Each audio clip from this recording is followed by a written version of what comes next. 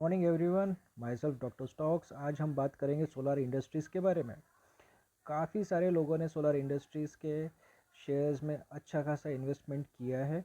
उन्होंने अच्छा खासा प्रॉफिट भी कमाया है। अब देखते हैं सोलर इंडस्ट्री के बारे में और क्या है एनालिस्ट की राय इस कंपनी के आने वाले दिनों के परफॉर्मेंस पे। चलिए स्टार्ट करते हैं सोलर इंडस्ट्रीज़ के रिजल्ट्स और एनालिस्ट के व्यू पॉइंट से। सोलर इंडस्ट्री ने Q1 रिजल्ट काफ़ी ज़बरदस्त ब्लॉकबस्टर रिज़ल्ट दिया है। इसका जो Q1 का रेवेन्यू जंप था वो ऑलमोस्ट 71% रहा है। इसका अर्निंग जो है, रेवेन्यू जो है, ये 3670 करोड़ का है। इसका नेट प्रॉफिट मार्जिन 93% से बढ़कर 653 करोड़ पे आया है, which is significantly ahead of what Bloomberg has even estimated. इसकी एस्टिमेटेड रेवेन्यू उन्होंने निकाली थी 520 करोड़ की, पर सोलर इंडस्ट्री ने दोनों चीज़ों को ज़बरदस्त तरीके से बीट किया है, जैसे आप स्क्रीन पे देख रहे हैं। इसका जो EBITDA है वो ऑलमोस्ट इंक्रीज हुआ है 82%, that is nearly 1024 crore. White the EBITDA margin जो थी ये 24.8% से बढ़कर 27.7% की हुई है। And importantly the growth wasn't coming just from one segment.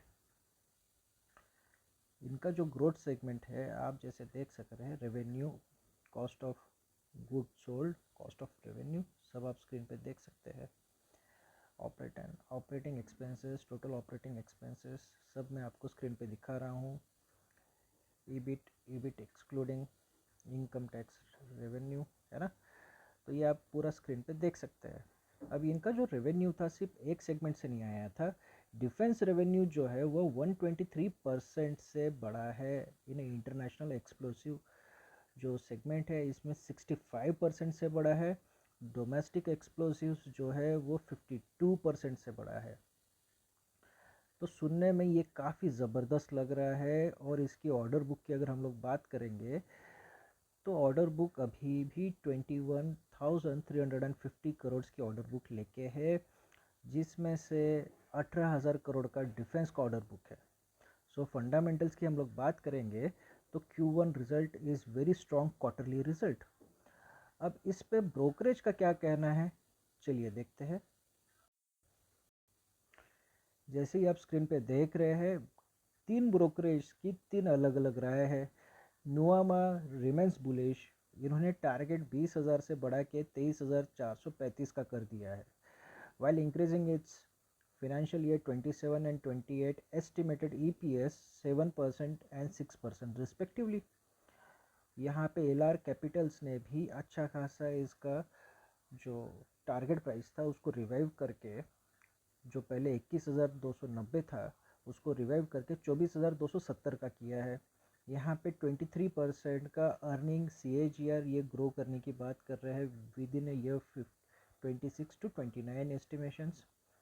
इन्होंने इनका EPS जो रेंज था ये 13% से राइज किया है on a year 27 estimated. By the year 28-29 estimated is almost 7% each after very strong quarterly performance।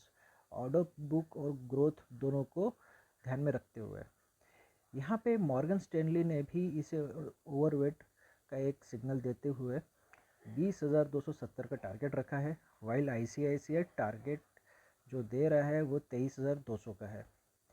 ये तो हो गए बुलिश टारगेट्स। अब इन सब में एक कोटक इंस्टीट्यूशनल इक्विटीज़ का एनालिसिस का रिपोर्ट है, जहाँ पे उन्होंने शार्पली डिफरेंट एक व्यू दिया है। उन्होंने एक सेलिंग टारगेट रेटिंग देते हुए टारगेट इन्होंने 45% से डाउन करते हुए 11,200 का टारगेट रखा है।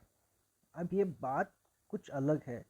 यहाँ पे कोटक का कहना है कि भले ही कंपनी ज़बरदस्त तरीके से काम कर रही है,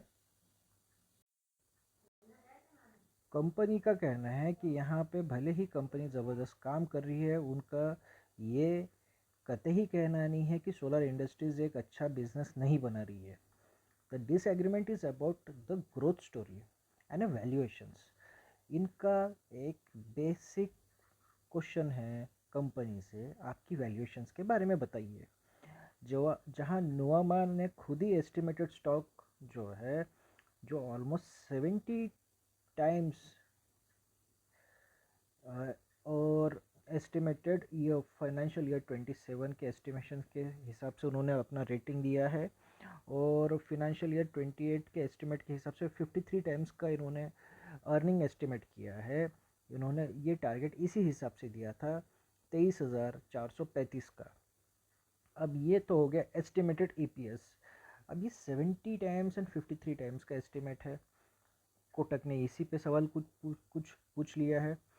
यहाँ पे एक अलग चीज़ चल रही है। यहाँ पे market is not simply pricing solar industry for its growth, it is the pricing of the company, will it sustain the high quality growth, sustain कर पाएगा, स्ट्रॉन्ग एग्जीक्यूशंस पे सस्टेन कर पाएगा, इस पे सवाल उठाया है। And there were the investment debate begins.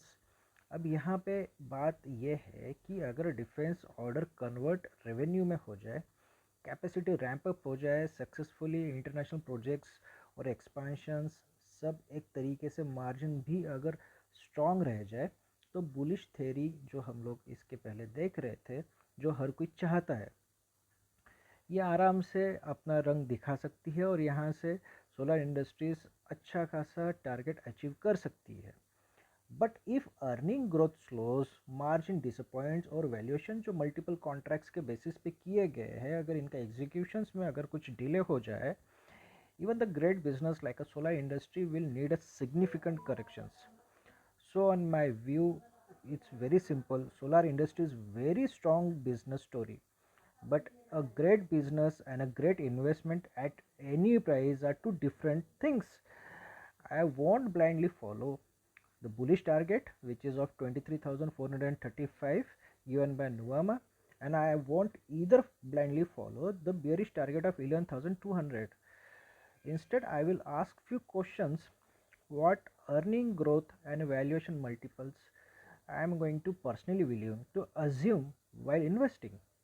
Because when professional analysts can arrive at a target price that differs more than 12,000 rupee from each other, understanding the assumptions behind the target price and become far more important than the target price itself.